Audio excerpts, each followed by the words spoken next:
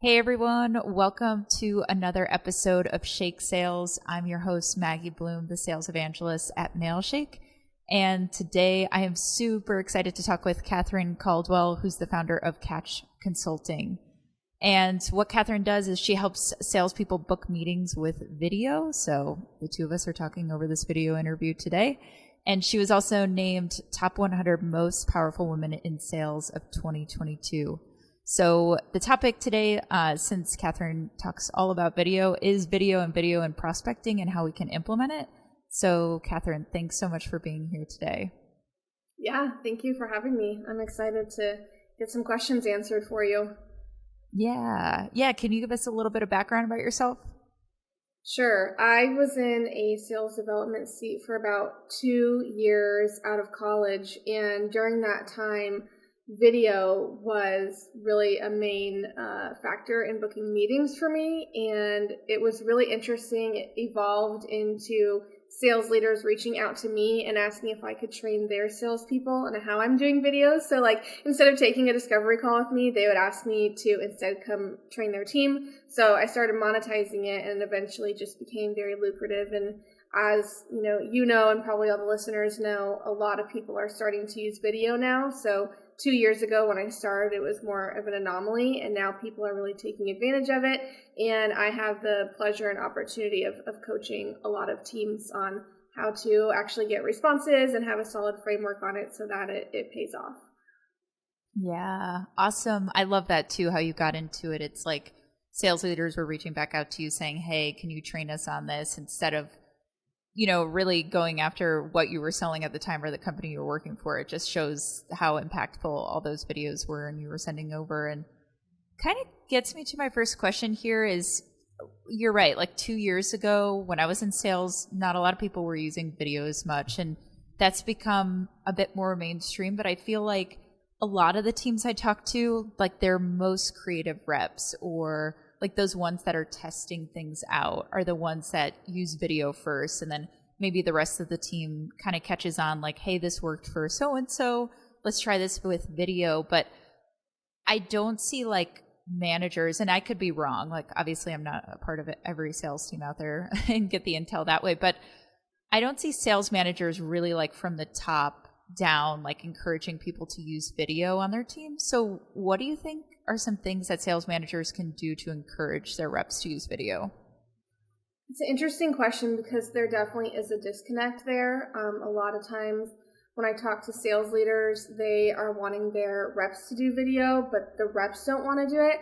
And then it's also interesting how many SDRs I have in my inbox that are actually paying out of pocket for one-on-one training with me, or asking me for help to pitch their sales managers that they want to start doing video and they need enablement. So it's a really weird disconnect where some people are wanting to do it and some people are really opposed. And so my job, I feel like, is to create that unity between teams so that everyone's kind of in alignment. But a lot of times the way we overcome that is just what you said. We start with kind of test subjects. So I'll do a smaller group of SDRs on a team. And once they see the results, the other people really want to get in on it and understand the process and how to get the same results. So I think probably for the question was for sales managers to get their team kind of more cohesive on it. I think what it is the managers aren't really enabling their team to do video, and that's probably because of their own imposter syndrome or fear of not knowing how to do it. And the only way to really get your entire team aligned is to give them all the same framework. So I think that's a mistake a lot of sales leaders make is they say, okay, start saying these videos and, say whatever you want, or, try to test some different things out. But the truth is a lot of SDRs are really early in their career and they do need that framework and that guidance of how do I appear? What should I say? What should I wear? And all those different questions. So that's kind of where I can come in and make sure everyone, if it's a group of 10, make sure all 10 people are on the same page and we can pick things out like virtual backgrounds and titles for vidyards and, what to put in the email and make sure everything's really cohesive. And then the best thing about that, in my opinion, is that we can track the results a lot easier there. And then we know how to make tweaks. Because if everyone's doing 10 different things, it's really hard to track like what's working and what's not. Totally. Yeah. And I think it's like you said, it's like, this other branch of outreach. Obviously video is going to be sent in a specific channel, but I still think it's its own playing field of, what should we say in it? Similar to a cold email or a cold calling script. It's like all of these different things have playbooks, and this is one of those things where, yeah, it's like someone's doing one thing, the manager is telling you something else, but not really giving you guidance on it. And do you feel like it's just because it's become a newer thing? So like you said, managers have these imposter syndromes, and you feel like the best way to combat that is having like a framework in place? Yeah, so that actually brings up an interesting point of managers actually not knowing how to use video in their sales cycle because like we just mentioned, video is kind of newer in the prospecting realm. And so if a manager has been in the managing seat for more than a couple years, well, they don't have any experience in video. So how would they know what works and what doesn't?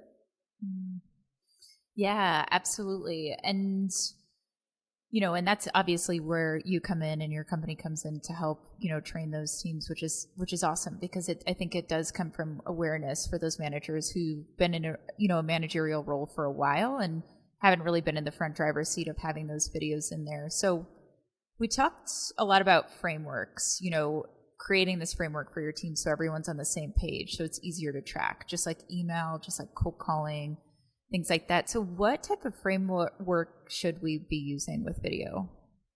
Yeah, so I use a 5-step framework. It's introduction, observation, problem, solution, and call to action. So I think if you hit on those 5 things, you're going to be okay. And I think something a lot of people could implement today if they've already tried video and it's not working. The first thing I say is to stop introducing yourself. So stop saying, hey, Mike, my name's Katherine. I work for Katch Consulting. This is what I do, and this is why you should care about me. We just completely skip that step. It's a waste of your, 45-second attention span that the prospect has. So I just go straight into, hey, Mike, I don't know if you get videos like this a lot, but I'm reaching out because of this observation I made about you. Figured you are dealing with this problem. Here's the consequence of the problem, and here's a quick solution I thought of for you. Would you be open to a conversation? So just keeping it really buyer-centric, prospect-focused, and then kind of just plugging my solution at the very end and seeing if it sounds interesting to them versus trying to drag them into a meeting and telling them all these different, benefits and different aspects of my business that could help them. It's very prospect-focused. Got it. Yeah. And it's like, I think once we introduce, because a lot of what you're saying is very similar to how a lot of sales managers think of cold email or cold calling, like should be prospect focused. You shouldn't just start talking about yourself, but like how it's relevant for them. Ask for the next step, not necessarily like a meeting. And I feel like sometimes it's just because it's this different channel, like, oh, it's video. So like, let's just throw out all these things about sales that we know and these processes because, it's way different, which obviously there's some differences in there, but like, it's like, no, at the end of the day, we still want to bring up something relevant. We don't want to start talking about ourselves to begin with. Like you said, if that's a tip that you take away from today, and then just kind of get into it and why this would be relevant for them with a call to action that's more interest based than trying to book a meeting with someone there. So I love that you put it so simply because I think it's just, again, like you said, imposter syndrome where it's like, I don't even know where to begin with this, or I don't know how we could structure it. And you just gave a framework that's super simple to implement. Yeah, I think the talking about ourselves too much in our outreach is really a panic instinct or a panic response. And everyone knows, we all know things about ourselves, and it's hard to know what we know about a stranger, right? So when you start recording yourself and you're on the spot, your natural instinct is anxiety and to start talking about things that you know for sure are true versus making an observation about something and kind of trying to pinpoint a problem they might be facing is a lot more, a lot more intimidating than just going, hey, I'm Katherine, this is what I do, and these are the things I know, because I feel very confident talking about what I know, but it's a lot more panic inducing to try to guess what someone else might be going through. Yeah, and even on, I've done a lot of demos for Mailshake, for example, and it's always uncomfortable to, like point out that pain, for example. It's like the most uncomfortable thing about my job when I'm on demos or, ask questions that are digging deeper into the pain. But I think that's what makes really good sales reps in doing any type of outreach or any interactions with their leads. So I like the way that you put it. It is a little bit stressful, but doable. And I think the more you practice it, probably the better you're going to become. Yep. Yeah. Awesome. And so I know you talked a little bit about, don't start introducing yourself at the beginning of video, just because that's kind of like a panic reflex. But I've gotten videos where, it's hard for me to tell if it's like personalized just from like looking at the beginning of it. And then I do end up watching it and it ends up not being personalized. But how can we show like prospects, because that's their first view, is kind of like a, beginning, I don't know, the thumbnail, for example. Like, how can we show that to prospects that we've actually personalized that video for them? I'm going to sneeze, so I'm so sorry if I sneeze while I'm talking, but I can feel it coming on. You're totally good. The answer is, so I've always felt like the Vidyard or Loom, when someone's holding a whiteboard with the person's name on it, I've always thought that was extremely corny. And now I get that feedback a lot from managers that it's just like they get so many of those that now it doesn't even matter. And to me, it almost seems like me-centric to send someone a video where I'm holding a whiteboard with their name and it's almost like, look at me and what I did for you type of thing. And then a lot of people also put the title of their video. So if they're using an enablement tool like Vidyard, they'll put the title of like, John, I made this video for you. And once again, I think that pulls the direction towards me and what I do and like how I can help versus being like, this is a consultative video that's only for you. So I always try to make my title something like, hey, John, thought you might find this interesting, or something more specific of like, read this article that you're in, or something like that. That's more them centric and would make them interested in watching the video. So that's kind of the first problem that we have to get over, is someone has to actually open and watch. But then for them to know that it's just for them is a whole different story. But I think it really starts with the title of the video and like the blurb that you put in your email that shows that this is not just a rinse and repeat video. Yeah, absolutely. So, and I get that. I think with any type of outreach for things, it's like what's become stale. And you're right. Like I've seen a lot of videos where they have the whiteboard with the person's name on it. So I think it's just something that's become, like you said, the people you talk to are getting 10 of those videos a week or something like that. Like they've already seen it before. So I love what you said of just making sure that the title is always catered to them, because they can't copy and paste that same video over to 20 people. So it still feels personalized to that person. Right. Yep. Yeah. Got it. Awesome. Thanks for going through that and, just giving some tips here. And the last thing I just want to talk about is, like, let's say for sales managers listening today, I know you said, there could be an imposter syndrome with, creating a playbook for video, but what are some tips, that you could give managers for creating that playbook? I think make sure you have some like examples of what have worked. So if you see other people, like a lot of people post on LinkedIn about their videos working, honestly, just reach out to them and see what happens. And what they say, reach out to me. But I think, having the framework and testing it out a couple times.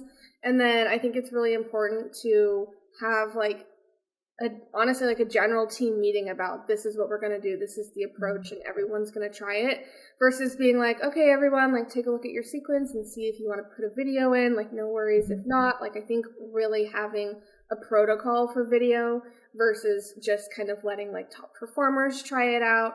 I think it's good to have everyone on the same page and everyone has it in their sequence.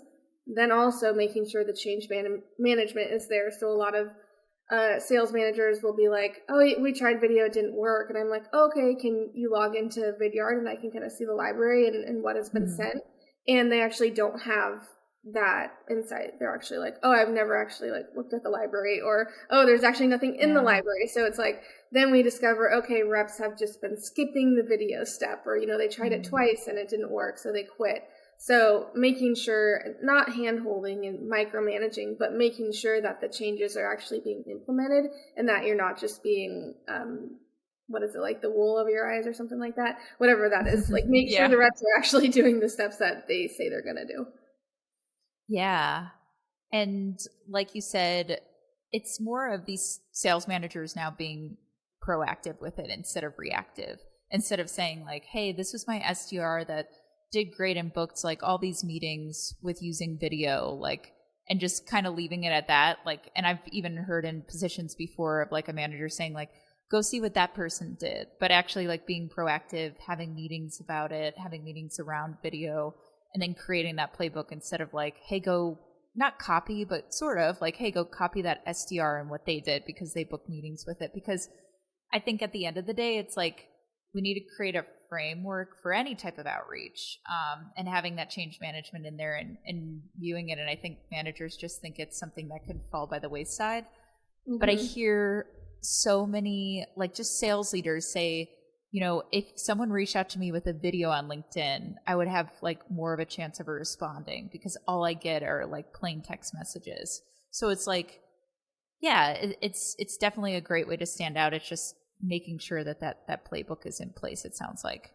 Yeah, exactly. And to your point of maybe one top performer really has it down, I think it's one thing for a manager to be like, hey, Maggie, you're doing really bad at video, but, Riley's doing really well. Go ask her what she's doing. And then it's a whole other story to like enable Riley to put a presentation together and lead a group call and explain all the different steps she's doing. And then, that way Riley only has to explain it once as well, right? Rather than to like a team of 10 and she's building experience and other skill sets too. So there's just a difference between like giving instruction as a manager and making things actually happen and enabling your team.